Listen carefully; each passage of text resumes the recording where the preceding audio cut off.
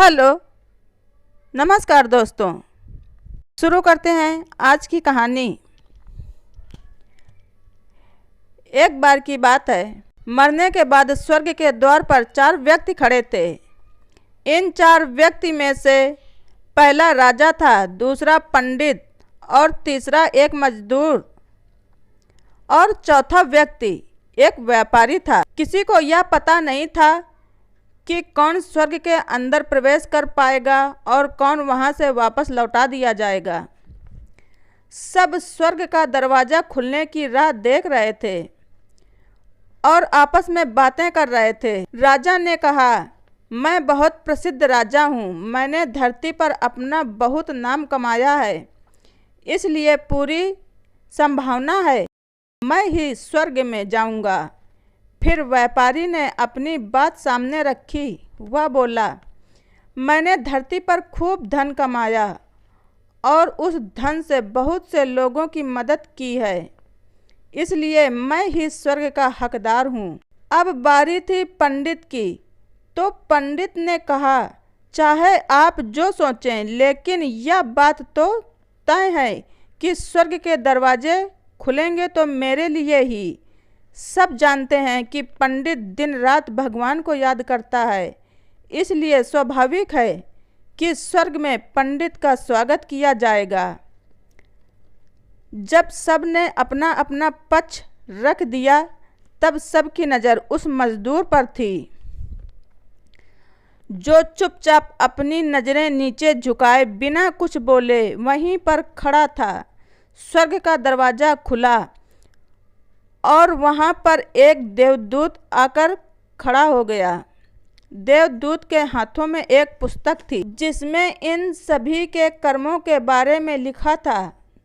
देवदूत सबसे पहले राजा को अपने पास बुलाया और उनसे पूछा, तुम बताओ, तुमने अपने जीवन में क्या क्या अच्छे कर्म किए हैं। मैं उन्हें इस पुस्तक में देखकर फैसला करूंगा कि तुम्हें अंदर आने देना है या नहीं। राजा ने कहा, मेरा राज्य जितना बड़ा था उतना ही समृद्ध था और मेरे राज्य में सभी लोग खुशहाल थे, सभी बड़े आनंद से रहते थे। मैंने उन्हें कभी किसी चीज़ की कमी नहीं होने दी। देवदूत ने अपनी पुस्तक में देखा और देखने के बाद राजा से कहा, तुम सच बोल रहे हो, तुमने अपने राज्य की प्रजा को बहुत सुखी रखा था, लेकिन तुमने अपने राज्य की सीमा बढ़ाने के लिए जितने युद्ध किए थे, उन युद्ध की वजह से हजारों सैनिकों ने अपनी जान गंवा दी। उन हजारों सैनिकों के परिवार के दुख का कारण तुम बने हो, इसलिए तुम स्वर्ग में नहीं आ सकते। अब बारी थी व्यापारी की। व्यापारी से जब देवदूत ने पूछा कि तुम्हारे अच्छे कर्म क्या हैं, तब व्यापारी ने उनसे कहा, मैंने सैकड़ों लोगों को खाना खिलाया है, कई आश्रमों में दान किया है, कई लोगों के लिए घर बनवा कर दिया है, यह मेरे अच्छे कर्म है।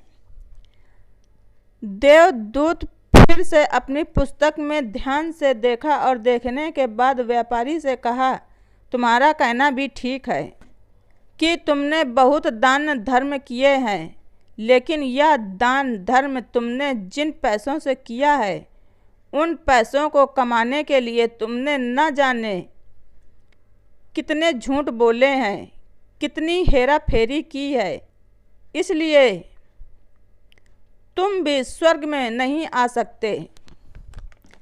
जब पंडित से यही सवाल किया गया, तो पंडित ने बड़े ही आत्मविश्वास के साथ कहा, मैंने तो अनगिनत लोगों को ज्ञान दिया है, हजारों यज्ञ और पूजा पाठ की है और रात दिन भगवान का जाप किया है, इससे अच्छे कर्म और क्या हो सकते हैं।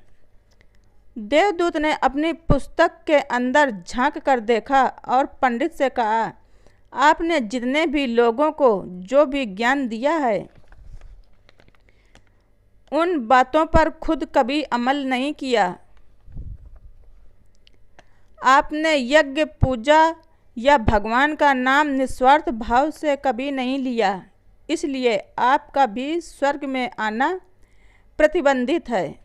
मजदूर यह सब देखकर हैरान था। वह अब तक जिन्हें महान समझता आ रहा था, उनकी औकात स्वर्ग के दरवाजे पर आकर बदल गई।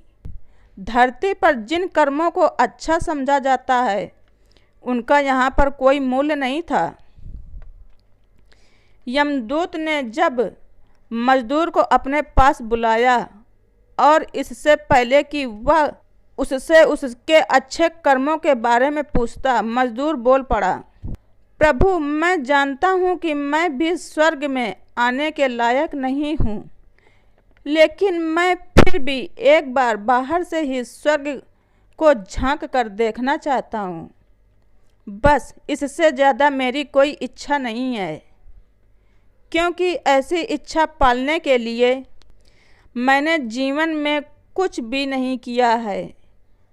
मैं पूरा दिन मेहनत करता और जो भी पैसा कमाता उन्हें अपने परिवार के पालन पोषण में खर्च कर देता था, इसलिए दान धर्म के लिए कुछ बचता ही नहीं था। और लोगों की भला मैं क्या मदद करता, क्योंकि काम के बाद जो थोड़ा समय मिलता उसको अपने ही बूढ़े माँ बाप की सेवा में बिता देता। और यह सब करने के बाद मैं कभी कभी मंदिर भी चला जाता था और भगवान ने जैसा भी मुझे दिया है उस जीवन के लिए धन्यवाद करता था। देवदूत ने अपनी पुस्तक में बड़े ध्यान से देखा और थोड़ी देर देखते ही रहे। फिर मजदूर से पूछा कि तुम याद करके बताओ, तुमने कभी तो कोई अच्छा काम किया होगा। मजदूर थोड़ी देर सोचने के बाद बोला, हाँ, मुझे थोड़ा सा याद है। एक बार मैं बहुत भूखा था और मैं खाना ही खाने बैठा था कि एक बहुत ही कमज़ोर कुत्ता जो ठीक से चल नहीं पा रहा था, वह मेरे पास आ गया और मेरे खाने को देखने लगा। तब मैंने अपनी रोटी उसे खिला दी थी और उस दिन मैं खुद भूखा सोया था। मजदूर की यह बात सुनने के बाद देवदूत मुस्कुराए और मजदूर को बड़े सम्मान से स्वर्ग के अंदर लेकर गए। दोस्तों, हमेशा अच्छे कर्म लोभ, मोह, माया इन सब भाव में आकर नहीं किए जाते और ना ही उन्हें कर्मों की श्रेणी में गिना जाता है। निस्वार्थ भाव से किया गया एक ही अच्छा कर्म आपके जीवन के सारे पाप धोने की शक्ति रखता है। इसलिए जब भी मौका मिले अच्छे कर्म करते रहना चाहिए। धन्यवाद। ऋचा वाइस।